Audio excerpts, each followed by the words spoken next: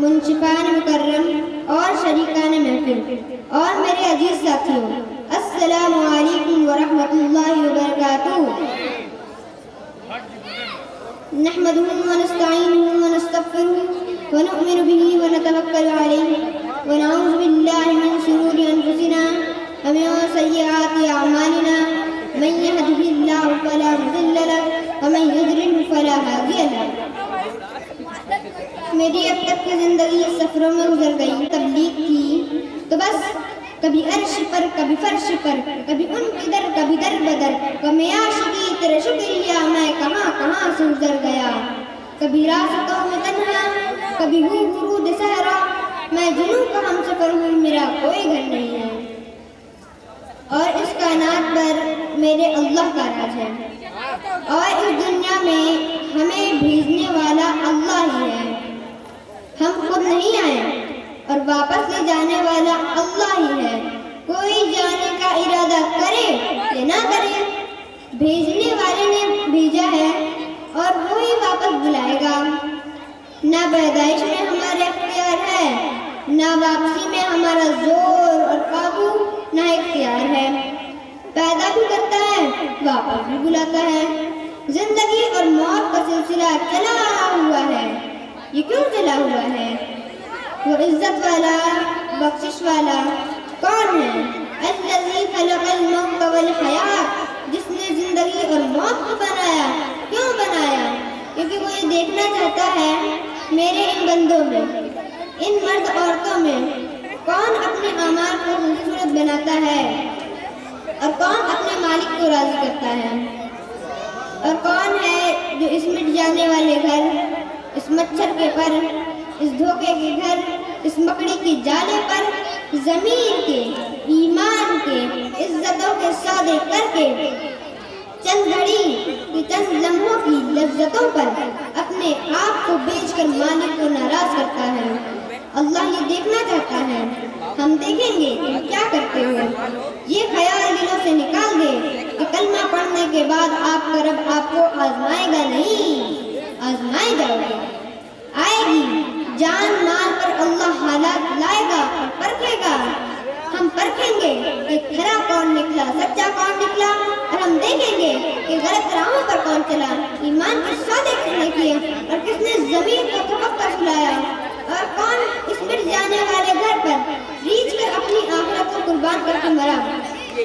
اللہ یہ دیکھنا چاہتا ہے، نہ ہی اس سے کوئی چیز چھپی ہوئی ہے، ساری دنیا کا بولنا اسے غافل نہیں کرتا کہ میں کیا بولا اور وہ کیا بولا، وہ سب کی سننے پر قادر، سب کو دیکھنے پر قادر، سب پر نظر رکھنے پر قادر، اور میں نے ادھر دیکھا تو ادھر کا نہیں دکھتا، ادھر دیکھا تو ادھر کا نہیں دکھتا، اوپر دیکھتا ہوں تو نیچے کا نہیں دکھتا، نیچے دیکھتا ہوں تو اوپر کا نہیں دکھتا، لیکن میرا رب اپنی نظر کے بارے میں فرماتا ہے، ایک ذرے کے برابر کوئی چیز تمہاری رب کی نظروں سے چھپی ہوئی نہیں ہے، زمین کے اندر ہو یا اوپر ہو، آسمان کے نیچے ہو یا اوپر ہو، مشرق میں ہو یا مغرب میں ہو، زوال میں ہو یا جنوب میں ہو، ماضی میں ہو، حال میں ہو یا آنے والے زمانے میں ہو، میرا اور آپ کا رب ہمیں سمجھانے کے لیے فرماتا ہے کہ ایک ذرے کے برابر کوئی چیز تمہاری رب کی نظر سے چھپی ہوئی نہیں ہے۔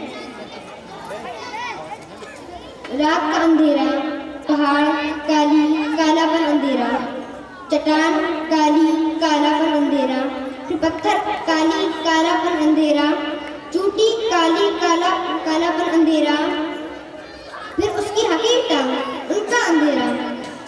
تو میرا اور آپ کا رب ہمیں سمجھانے کے لیے فرماتا ہے، میرے بندو تم تو 5-6 فٹ کے ہو، تم مجھ سے کہاں چھپ سکتے ہو، اربع ارب چوٹیاں ہیں رات کے اندھیرے میں، کالے پہاڑ پر، کالی چٹان پر، کالے پتھر پر، کالی چوٹی جو جا رہی ہے، تیرے رب کا دعویٰ یہ نہیں کہ میں چوٹی دیکھ رہا ہوں، تیرے رب کا دعویٰ یہ ہے کہ اس چوٹی کی حقیر ٹانگوں سے اس پتھر پر جو لکیر بن رہی ہے، تیرا رب وہ بھی دیکھ رہا ہے۔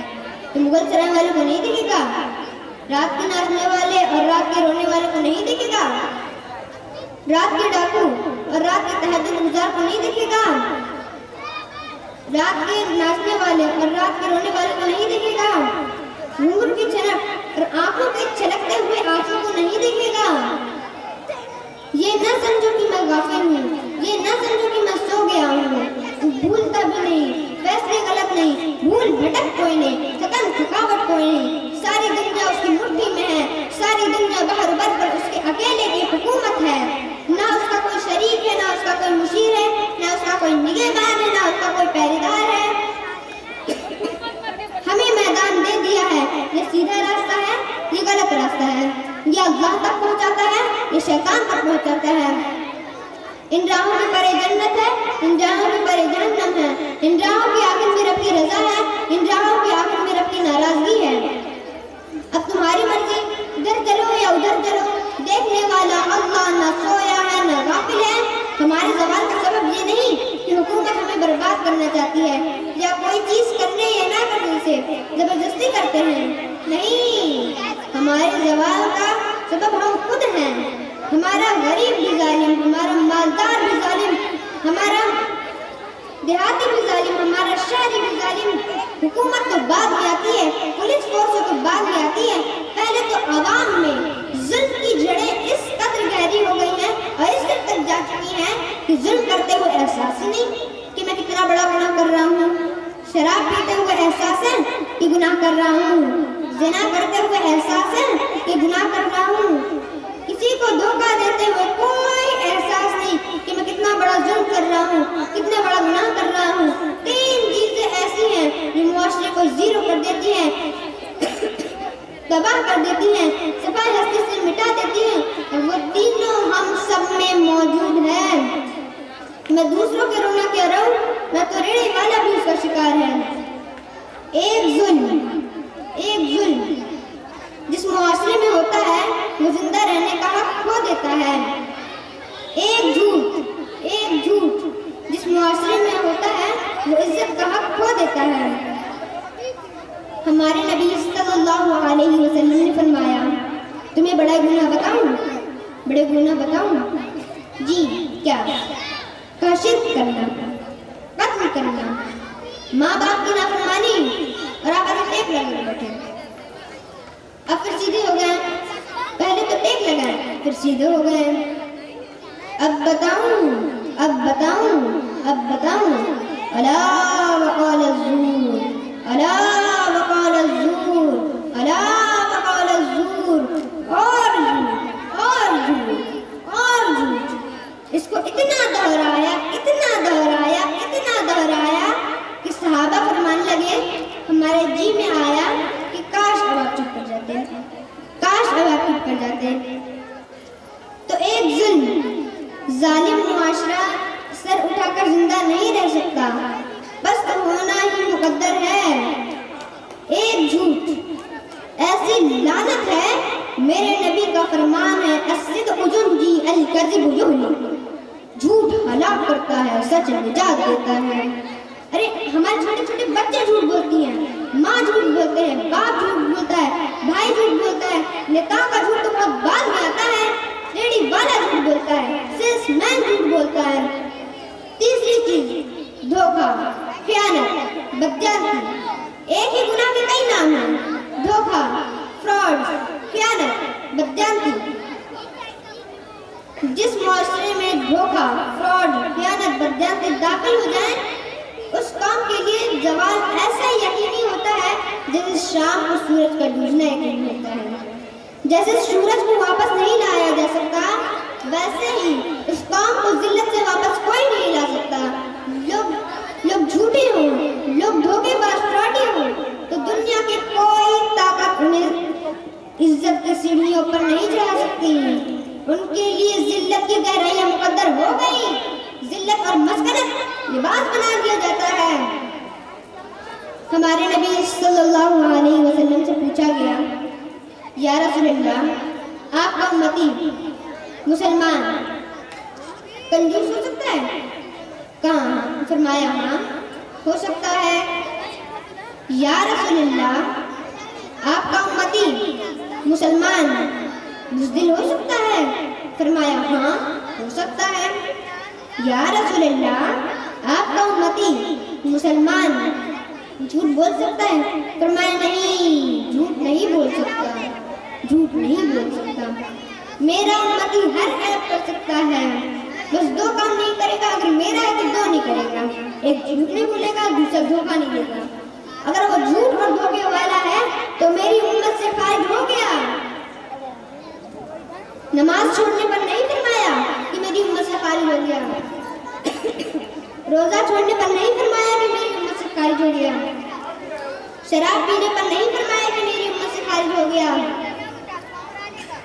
زنا کرنے پر نہیں فرمایا کہ میری امت سے خارج ہو گیا، حج چھوڑنے پر نہیں فرمایا کہ میری امت سے خارج ہو گیا، جھوٹ اور دھوکے پر فرمایا کہ میری امت سے خارج ہو گیا۔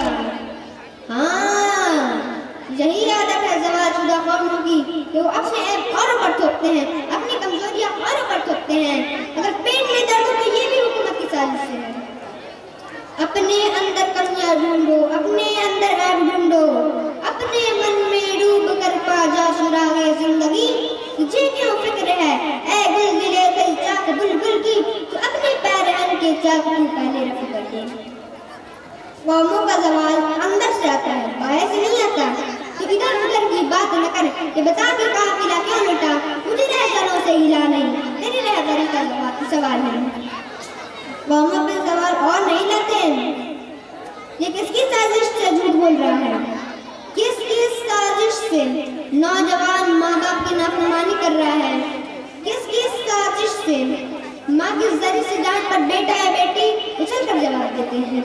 کس نے سازش کی ہے کہ باپ کی ذری سے آنکھ دکھانے پر بیٹا یا بیٹی گریبان پکڑنے پر آ جاتے ہیں؟ سچائی نکل گئی، جھوٹ نے ڈیرے ڈال لیے، انصاف نکل گیا، ظلم کی کھٹائیں چھا گئی، دیانت رخصت ہو گئی، مدیانتی تجارت بن گئی، فراڈ تجارت بن گئی، دھوکہ تجارت کے نام پر دھوکہ۔ یہ کس کی سازش سے ہو رہا ہے؟ میرے اپنے کردار کی خوشی سے ہو رہا ہے، میرے اپنے پاؤں پہ کلہاڑی مارنے سے ہو رہا ہے۔ اور کسی قوم کی ہلاکت کے 3 بڑے سبب ہیں۔ ایک تو بتا دوں، موبائل اس وقت کا سب سے بڑا فتنہ بن چکا ہے۔ ہماری سوچ میں یہ کسی فتنہ دجال سے کم نہیں۔ موبائل اس وقت کی سب سے بڑی برائی بن چکی ہے۔ ہمارے نبی محمد مصطفیٰ صلی اللہ علیہ وسلم نے فرمایا، عشاء بعد سونے میں تاخیر مت کیا کرو۔ ہاں، اگر ذکر الہی کے لیے جاگنا ہے تو اور بات ہے، لیکن ہمارے قوم کے زیادہ تر لوگ تب تک جاگتے ہیں جب تک موبائل کا ڈاٹا نہ ختم ہو جائے۔ موبائل پر جھوٹ بولنا، رشتوں میں خیانت، آنکھوں سے زنا کرنا، یہ سب عام بات ہو گیا ہے۔ یہ کس کی سازش سے ہو رہا ہے؟ میرے اپنے کردار سے۔ اور ہمیں یہ اتنا عام لگنے لگا ہے جیسے کوئی بات نہیں۔ عبادت نہیں کرنا ہے تو مت کرو، کیونکہ تیرے رب کو اس کی ضرورت ہی نہیں ہے۔ کم سے کم اپنے آپ کو گناہ سے تو بچا لو۔ پر نہیں، دنیا میں سب کر رہے ہیں تو ہم بھی کریں گے۔ یاد رکھنا، حساب دینا پڑے گا۔ آج موبائل میں پاسورڈ لگا کر اپنے عیبوں کا پردہ کر لو، لیکن اللہ سب دیکھ رہا ہے۔ کسی قوم کے ہلاکت کے 3 بڑے سبب ہیں، ایک ظلم، جھوٹ اور خیانت۔ زوال اسی وقت نکلا جا سکتا ہے جب توبہ کر لیں، جب ان غلاظتوں سے باہر نکلیں گے، جب ان اعمالوں سے باہر نکلیں گے۔ ہمارے پیر پر کلاڑی اپنے ہاتھوں سے لگی ہے، اپنے ہاتھوں سے ہے، کسی کی سازش سے نہیں، لیکن اپنے ہاتھوں سے ہے۔ دل کے پھپھولے جل اٹھے سینے کے داغ سے، اس گھر کو آگ لگ گئی گھر کے چراغ سے۔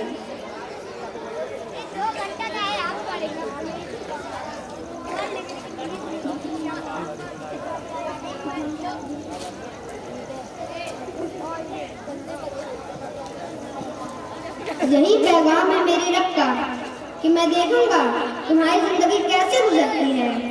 نظر کھلی ہوئی ہے، جنت مہک رہی ہے، جہنم بھڑک رہی ہے۔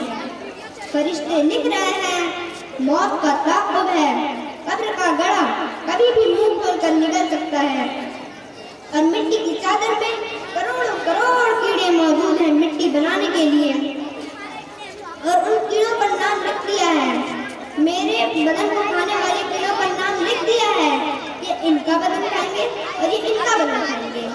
ان کیڑوں کو پھر قبر کی مٹی کھا جائے گی، پھر مٹی اور میری مٹی مل کر مٹی بن جائے گی، پھر کسی دن زمین کروٹ بدلے گی، اوپر کا نیچے، نیچے کا اوپر کر دے گی، پھر پاگل ہوا کا جھونکا دے گا اور میری مٹی کو اڑا کر ایسے مجھ کو بے نشان کر دے گا جیسے میں کبھی بے نشان تھا۔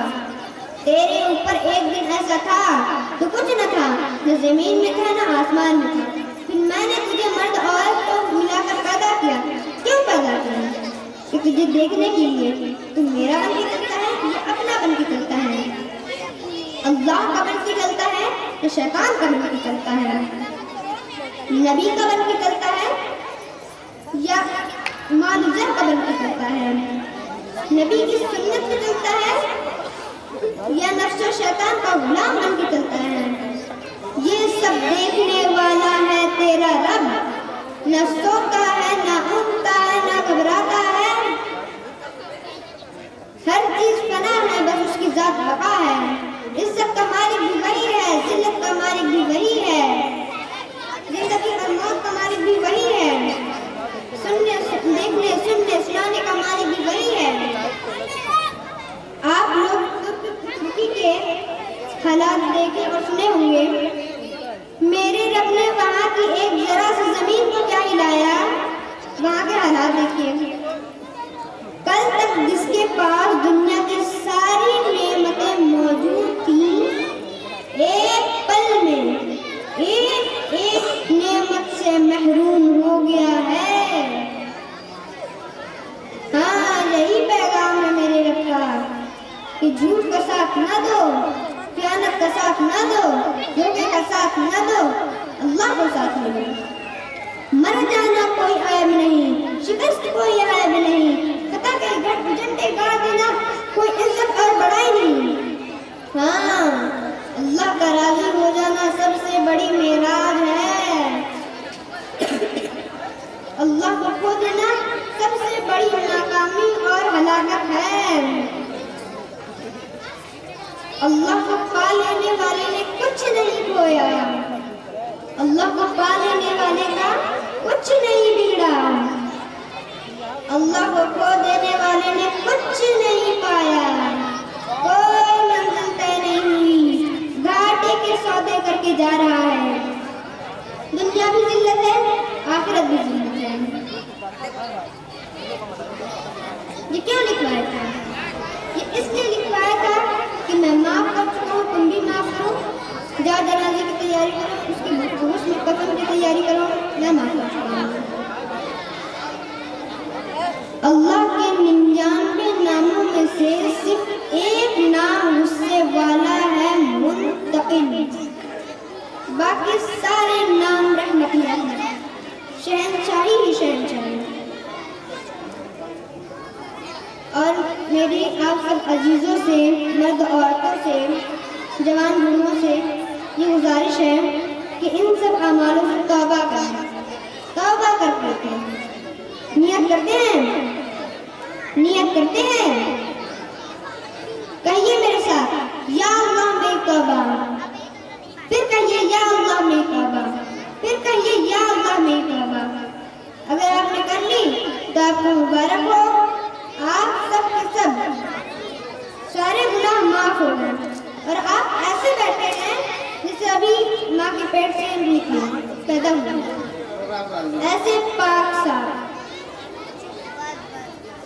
آخری بات، اگر توبہ ٹوٹ جائے تو پھر کر لینا کہ معلوم یغرغر، جب تک سانس باقی ہے تب تک توبہ کا دروازہ کھلا ہوا ہے، سانس اٹھے گا توبہ کا در بند ہوگا، اس سے پہلے ہر وقت گنجائش موجود ہے، ہر وقت گنجائش موجود ہے۔